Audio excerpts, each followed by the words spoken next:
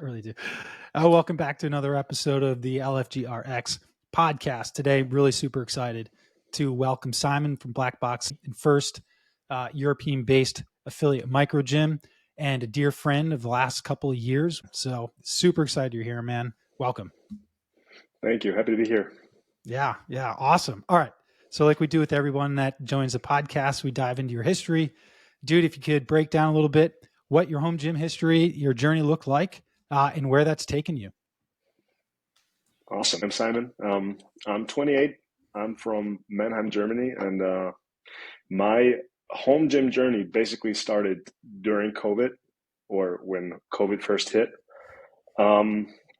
So a little bit of my backside story. I'm a semi-professional athlete, and so you can imagine that that's like my life, and sports have ever been my life. And when COVID hit, that was pretty hard because all the leagues stopped, and all of a sudden I had to find something new because also in Germany the facilities they shut down. And so I got a little into CrossFit and had to get myself some gear for that. I started with a barbell, and that escalated pretty quickly. And I started my home gym ownership does. It escalates. Yeah, it starts with a couple bucks, and all of a sudden, you guys know what I'm talking about. Stumped into it, getting divorced, Totally. and Totally. So I got rid of my car. No, I'm just joking. I was about to say, I didn't know that. No. I basically equipped myself with a home gym in my basement parcel. That's, I don't know what it's in square feet, but it's like I think about 6.5 or 7 square meters. So that's tiny. And it's the tiniest microgym I think I'm aware of, actually. Fully functional microgym. Yeah, that'd be a little bit less than 100 square feet, right? Yeah, probably. Yep. Yeah. And that's also how I titled it, the tiniest gym. And from there on, I had a agreement with my neighbor, so I got his parcel as well. So I expanded, doubled the size, and pretty much from there on, there was no stopping. Yeah, heck yeah, man. So when did you know you wanted to start a micro gym? Probably a couple months into that process, when really there was no other option for me to work out. And I still had friends coming over, and they pretty much took advantage of that. So, and I really enjoyed that, like having a space where people come together, and or just hop by for a workout. And I kind of like that community aspect, because that's what I'm used to from sports and athletics. I mean, you guys, you have athletic background, so you totally know what I'm talking about. That locker room talk, or when you're at the CrossFit gym, that community or camaraderie, and that's basically how I got into that, and I really enjoy it. So do you do your own programming as a semi-pro? I do. I program all those workouts. Those are CrossFit style workouts, so they're Metcons and MREPs and EMOMs, and they're pretty short. Some of them are like 30, 40 minutes, but usually they're short. And that's not usually daily business for me to like in my workout routine, but I enjoy doing that when I have the time. I still program them just for the IG page and for my website. But in my daily business, I am also an athletic coach in the youth academy, and or basically in the farm team of the team that I play in. And so I do program my own workouts, but it's more on a performance-based thing than a CrossFit kind of. Yeah. That makes sense. All right, dude. So tell us about some of the aspect of running Blackbox Microgym. Yeah, basically it all started out like it was a hobby. It was like Mm, more that during COVID, the factor to help people get back into their workouts and to have like an inspiration for them and awesome. some yeah tips and hacks how to create an own home gym or micro gym or Hmm. whatever you might call it. And yeah, I just wanted to share my experiences with like-minded people. And yeah, I think it started when I first recorded a reel or a video, Hmm. and I was wearing Blackbox merch, and people really got into my DMs, and I went like, "Dude, where can I get those shirts and stuff?" So then I, yeah, I built up a web shop and designed shirts and hoodies and hats and whatever, and so that was, I think, my first business aspect. Hmm. Um, Is that how no, you two no. met? It was in the beginning, when you were starting to put out workouts and start to get active on social media. Is that how you found him, Andrew, or vice versa? I It's don't know so long who. ago. Yeah, it's Yeah. good question. I I was trying to think of that before we actually started this podcast. I'm pretty sure I reached out to Simon first because he was programming. I mean, he's been programming workouts for a long time. Hmm. And when I started GoRX and started, I guess, evangelizing this micro gym concept, there were very few people with micro gym in their handles, their Instagram handles. Yeah. And, Yeah. I'm pretty sure what it how it happened was I was searching for micro gyms as like a keyword search in Instagram, and very few popped up. Hmm. Simon's happened to be one of them, Blackbox Microgym, and so I got super. It is coming to me now. I got super excited that there was someone else who had thought of this idea and was putting it into practice Hmm. in his own business and in Europe, no less. I Yeah. thought it was awesome that there was someone like-minded doing exactly what I envisioned, except across the pond. Hmm. Um, geez, Yeah, like you said, it's been a while. it has I been. but I think that's probably how it went. Yeah. Okay. Yeah.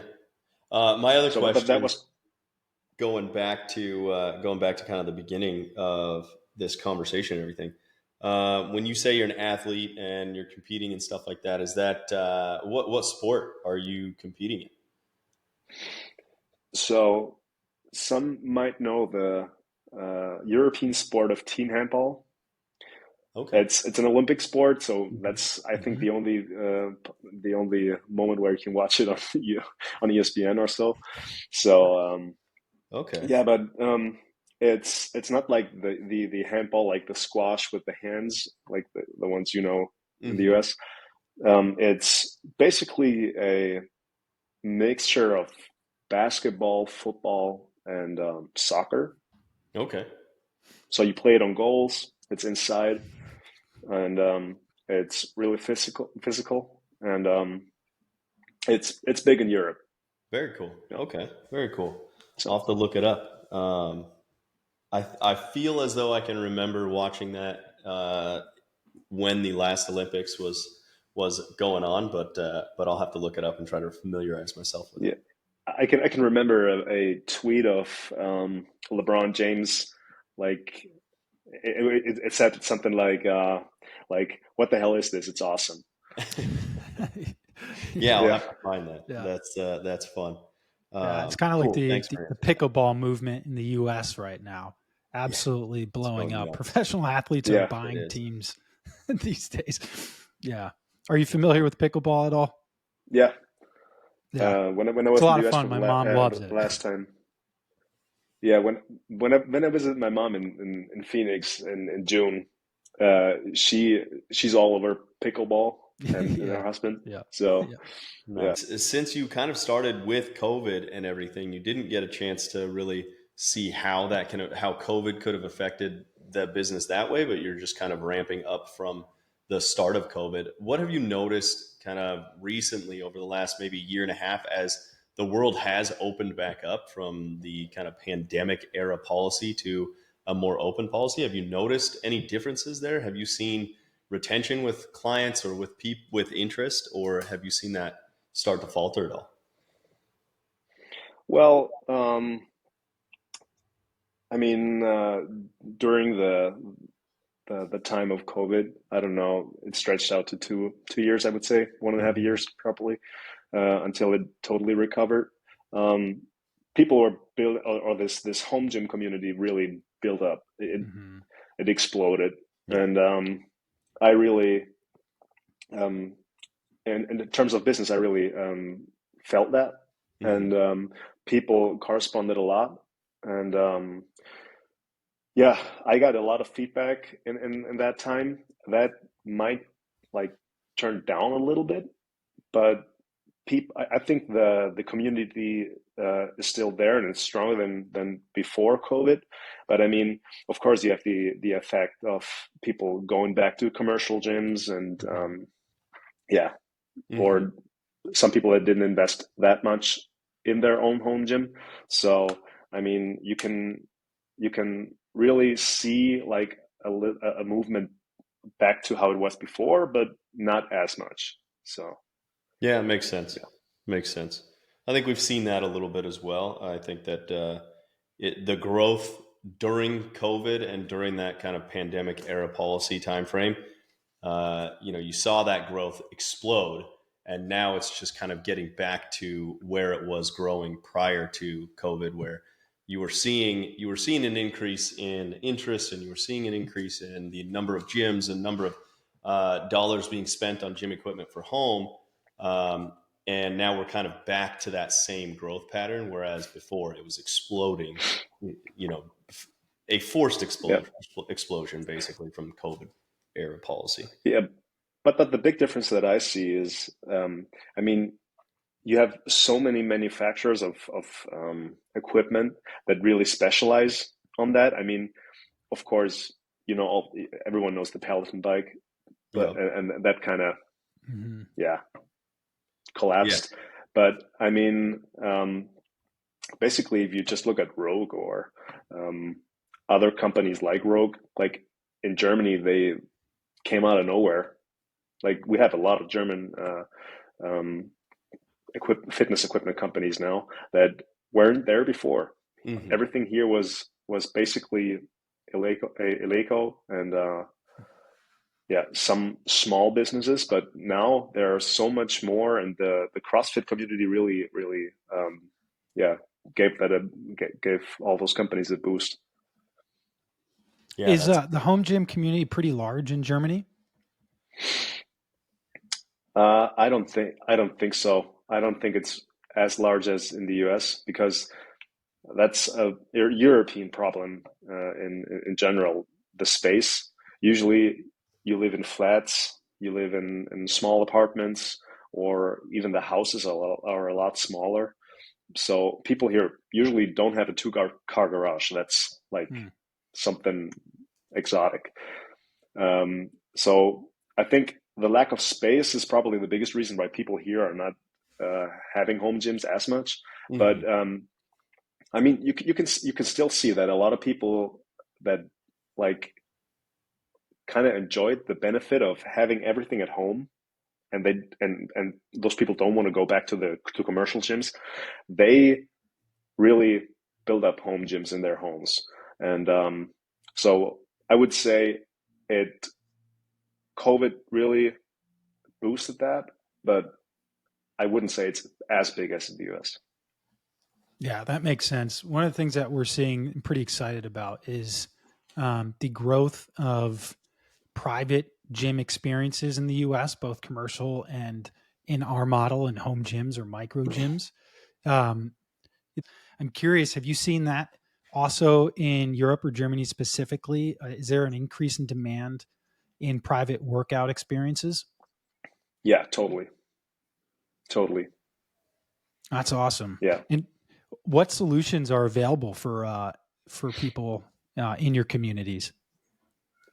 I mean, you have a lot of those fitness influencers who, yeah, are known for their style of workout. So you have some for high intensity, some for body weight, and yeah, even some for some kind of equipment based workouts. Yep. But yeah, basically those are um, they have programs you can sign on and join for a couple bucks a month. So I would say that's like the biggest thing now in Germany, and yeah, that's probably one of the biggest differences um, if you compare it to the time before COVID. Mm-hmm. In starting a micro gym, there are a lot of hurdles that people have to overcome. In the U.S. specifically, you have local regulations that could place restrictions on home-based businesses. Insurance, space is less of an issue. It is an issue here, but it's less of an issue than what it sounds like in Germany. What are some unique challenges by you that might not be something a US micro gym owner will see? So if there's a European listener out here that is curious, listening to the podcast, what might they need to be aware of if they do have space that and had a drive to open a micro gym? Well, basically, I would say the biggest, yeah, obstacles could be the tax system here. If you want to like create, if you want to build up a company, you have to be aware of what kind of company you want to build, because the taxation here is really difficult, and it's the system is really complex. So that's what I think you have to be aware of. Otherwise, it's, yeah, I couldn't think of anything else. But I would say it's easier to start a business in the States than in Germany. But that's just because of the bureaucratic, yeah, obstacles you have here. What are some of those other obstacles that you've seen in your own life? I mean, obviously, there are going to be many more than any of us could list on this episode, but I imagine there are some that you've had to overcome and you have overcome. Evidently, I mean, you're running Blackbox Microgym. Yeah, basically, I mean, in Europe, it's pretty typical to live on rent, or like not a lot of people here own their apartment or own their home. So of course you have that with Yep. your landlord. You have to find out an agreement. Yeah, that's basically, I would say, another obstacle for most people here. So if you own something, no problem. But if you have a landlord, you better be transparent with, Yeah. your Yeah. approach. Yeah. 100%. What are some pieces of advice outside of the taxation or some of these pain points that you would give anyone who might approach you about starting a micro gym? I would say buy nice or buy twice. That's like the first thing. I wouldn't go on cheap equipment. And if you wanna, if you plan on sharing your equipment with other people, um, I wouldn't go with any kind of cheap solution. Um, and it starts with the flooring, Yeah. especially if you live on rent. Um, Yeah. you better protect what's not, It's not or yours. you Yeah. better protect what's not yours. Yep. And so I would better get the thicker version of the flooring. It's great If you get advice. horse stall mats or anything like that, yeah. And yeah, like I said, be transparent with your landlord. Try to keep them updated and on your approach, because people might come in and work out with you, and that can look kind of stupid if you don't know what's going on. Mm-hmm. But yeah, um, those are basically the biggest, the biggest aspects I would consider. Yeah. Yeah, that makes sense. I mean, from our standpoint of when we talk to prospective microgym owners or business owners in that regard, yeah, we try to push the transparency aspect of building that business and everything, making sure that the local homeowners association or the local administration understands how you're going to use your gym, what you plan on doing with this business and everything, because we don't want someone to put forth the effort and put forth the capital to actually start a business and not take some of those crucial key steps to build that up, and then realize down the road Exactly. that, oh, we can't have this, or we have this regulation, or I got to make this change.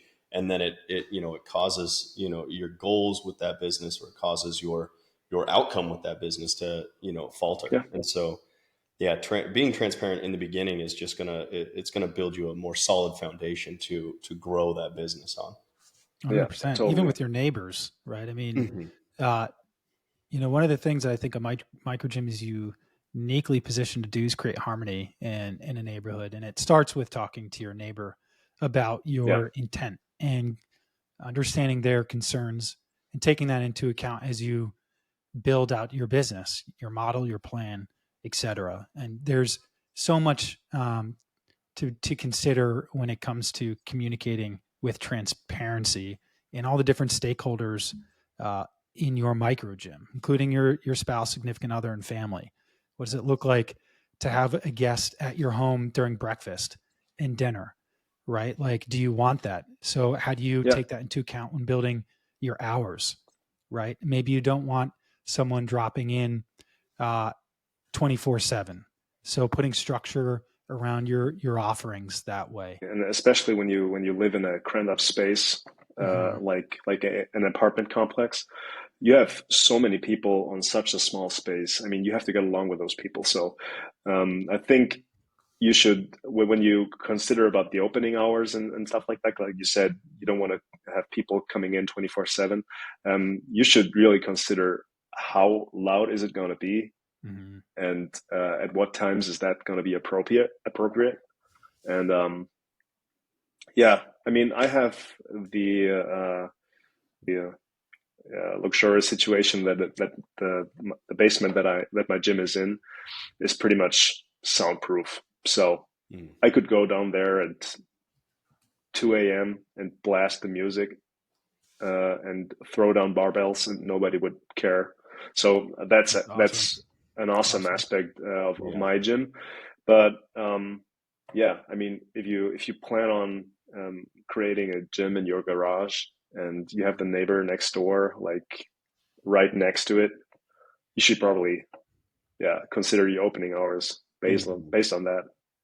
Yeah, 100%. And then craft your policies around it, especially if you're trying to win over an HOA or home, Totally. win over a landlord.